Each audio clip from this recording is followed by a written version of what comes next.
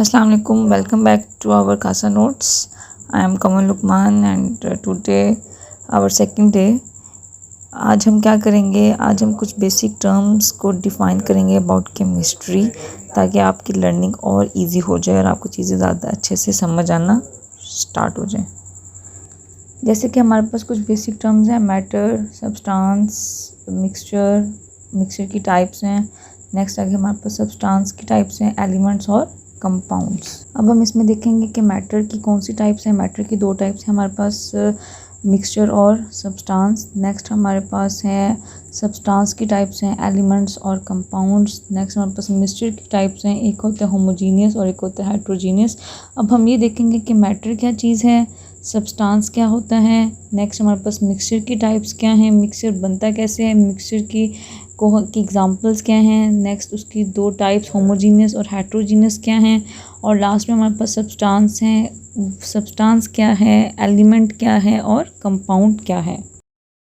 अब नेक्स्ट है हमारे पास फर्स्ट टर्म है मैटर। अब मैटर क्या है, लास्ट वीडियो में हमने बताया था मैटर एक ऐसा सब्सटेंस, एक ऐसा ऑब्जेक्ट है जिसका मास हो, जो स्पेस को ऑक्यूपाई करे। जैसे कि ह्यूमन बींग्स हैं।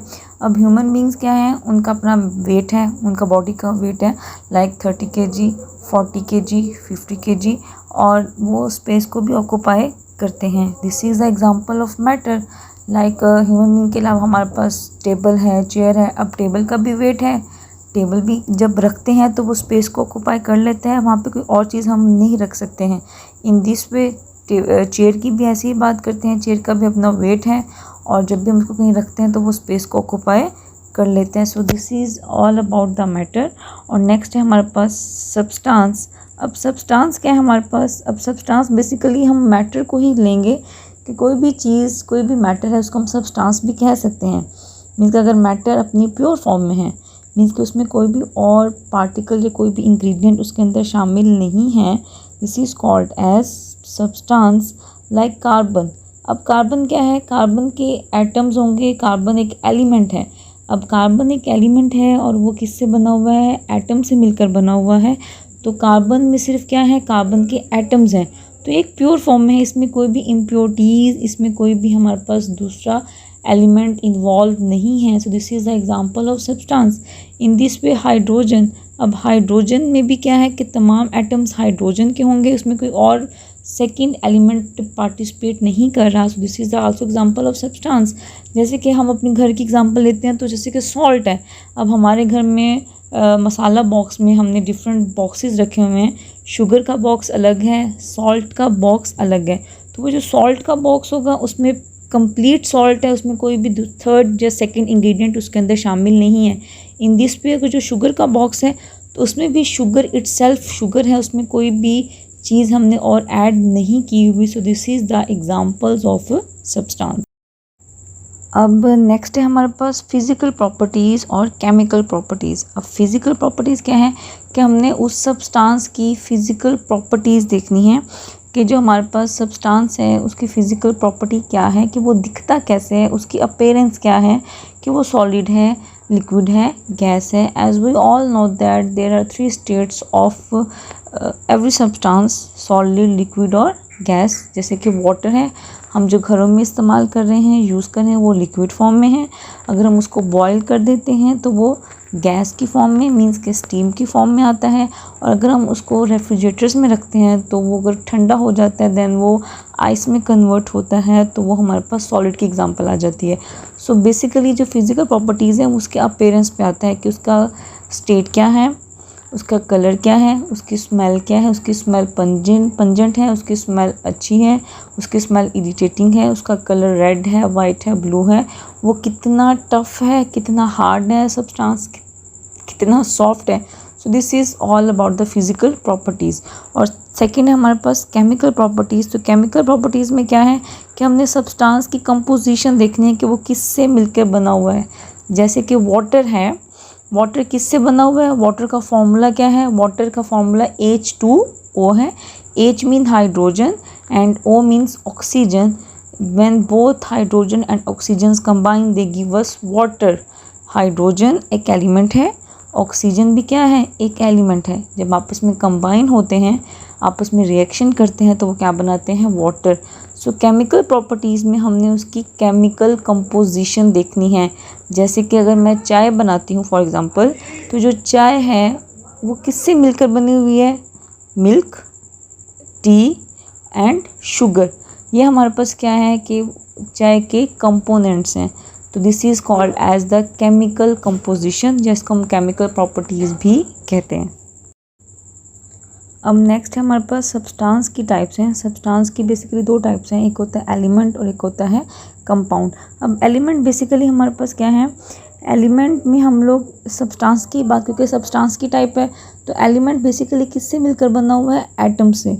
एटम्स अब आपस में सारे कंबाइन करेंगे, सेम टाइप ऑफ एटम्स आपस में कंबाइन करेंगे, कंबाइन करके वो क्या करेंगे, एक एलिमेंट बनाएंगे।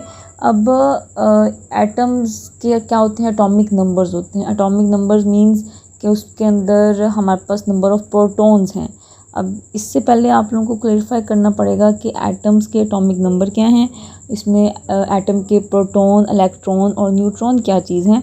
एटम बेसिकली हमारे पास सबसे स्मॉलेस्ट पार्टिकल है। इसके बेसिकली 3 फंडामेंटल पार्टिकल्स नेक्स्ट हैं, जो मेन 3 हैं, electron, proton and neutron. Electrons carry negative charge, protons carry positive charge and neutrons carry no charge. अब एटम के अंदर एक न्यूक्लियस होता है और एक शेल होते हैं। अब न्यूक्लियस हमारे पास क्या है, सेंट्रल पार्ट ऑफ एटम है, और शेल क्या है, जो न्यूक्लियस के बाहर एक रिंग की फॉर्म में प्रेजेंट होते हैं। न्यूक्लियस के अंदर हमारे पास प्रोटॉन होगा और न्यूट्रॉन होगा, जिसको हम सम अप करेंगे और हम एक एटम का वेट बताएंगे कि एटम का वेट कितना है। अगर मेरे पास प्रोटॉन 1 है और न्यूट्रॉन 1 है, 1 + 1 = 2, देन इस मीन दैट कि एटम का एटॉमिक मास कितना है, 2 है। और अगर मैं शेल्स की बात करूँगी तो शेल्स में क्या होते हैं, इलेक्ट्रॉन्स होते हैं, और इलेक्ट्रॉन्स क्या करते हैं, रिवॉल्व करते हैं अराउंड द न्यूक्लियस। अब अगर इलेक्ट्रॉन 1 है तो वो उसका क्या हो जाएगा, हमारे पास शेल में एक ही इलेक्ट्रॉन है, वो उसके इर्द गिर्द क्या कर रहा है, मूव कर रहा है, रिवॉल्व कर रहा है। लेकिन एटॉमिक नंबर बेसिकली क्या है, प्रोटॉन नंबर्स। जितने भी प्रोटॉन नंबर्स होंगे वो उसका एटम का क्या होगा, एटॉमिक नंबर होगा। अगर मेरे पास एक एटम में 1 प्रोटॉन है, इट्स मीन कि उसका एटॉमिक नंबर 1 है।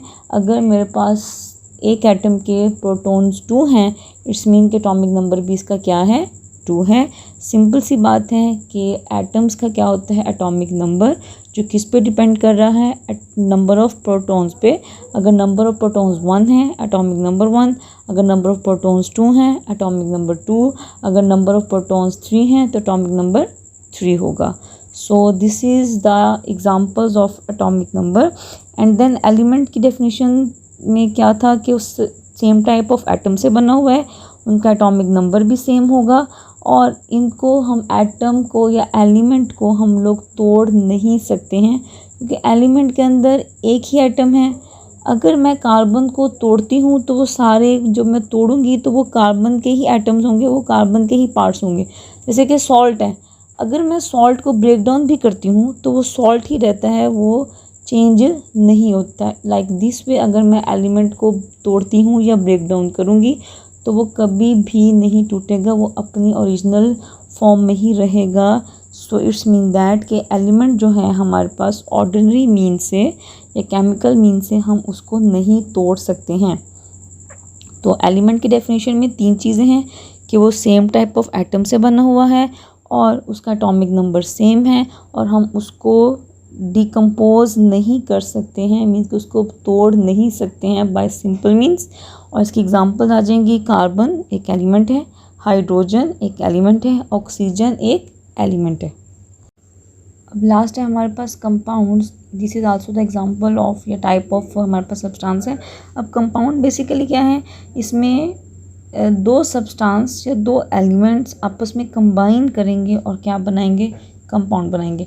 एलिमेंट में क्या था कि एक ही सब्सटेंस है, इट्सेल्फ वो एक एलिमेंट की एग्जांपल है, और यहाँ पे सब्सटेंस हैं जिसमें 2 तरह के डिफरेंट सब्सटेंस हैं, आपस में कंबाइन करेंगे और क्या बनाएंगे, एक कंपाउंड बनाएंगे। हमेशा जब भी कोई कंपाउंड बनेगा उसमें जो एलिमेंट होंगे उनकी अमाउंट क्या होगी, फिक्स्ड होगी, वो कभी भी कम या ज़्यादा नहीं होगी। अगर हम एग्जांपल लेते हैं वाटर की, तो वाटर एक कंपाउंड है जिसका फॉर्मूला क्या है H2O। H2O मीन्स कि वो हाइड्रोजन और ऑक्सीजन से बना हुआ है। अब यहाँ पे H2O का मतलब है कि हाइड्रोजन के 2 एलिमेंट हैं या 2 एटम्स हैं और ऑक्सीजन का एक है। H2O हमेशा वाटर का फॉर्मूला क्या रहेगा H2O। अगर वाटर मैं बनाती हूँ तब भी वाटर का फॉर्मूला H2O रहेगा। अगर वाटर कोई सेकंड पर्सन बना रहा है तब भी वो वाटर का फॉर्मूला H2O रहेगा। वो कभी भी चेंज नहीं होगा। ऐसा कभी भी नहीं होगा कि मैंने H2O बनाया है वाटर तो अगर आपने बनाया है तो वो H3O बन जाएगा। अब यहाँ पे H2O फिक्स्ड हम कैसे देखेंगे, हम यहाँ पे उनके मास को कैलकुलेट करेंगे। मास क्या होते हैं, उनके फिक्स्ड होते हैं। जैसे कि अगर मैंने 1 स्पून हाइड्रोजन लेना है और मैंने हाफ स्पून क्या करना है ऑक्सीजन लेना है, तो मैंने हमेशा ही जब भी वाटर बनाना होगा तो मैंने 1 स्पून हाइड्रोजन लेना होगा और हाफ स्पून ऑक्सीजन लेना होगा। या फिर मैं एटम्स की बात करूँगी तो मैं 2 एटम्स हाइड्रोजन के हमेशा लूँगी और 1 एटम ऑक्सीजन का लूँगी, तभी जाके हमारे पास फिक्स्ड अमाउंट में कंपाउंड बनेगा। और दूसरी एग्जांपल मैंने यहाँ पे बताई है कार्बन डाइऑक्साइड की। कार्बन डाइऑक्साइड भी क्या है, एक कंपाउंड है जिसमें 2 एलिमेंट हैं, कार्बन है और ऑक्सीजन है। इसका फॉर्मूला होता है CO2। अब यहाँ पे कार्बन का 1 एटम है और ऑक्सीजन के 2 एटम्स हैं, तो जब भी कार्बन डाइऑक्साइड बनेगी उसका फॉर्मूला हमेशा CO2 रहेगा। वो कभी भी चेंज नहीं होगा। हमेशा कार्बन 1 एटम होगा और ऑक्सीजन हमेशा 2 एटम्स होंगे। सो this is all about the Day 2 lecture. तो अगर आप इसमें कुछ समझ ना आए तो कमेंट करके पूछ सकते हैं, और अगर ये वीडियो आपको अच्छी लगी है तो इसको लाइक करें, शेयर करें और सब्सक्राइब करें। Thank you so much.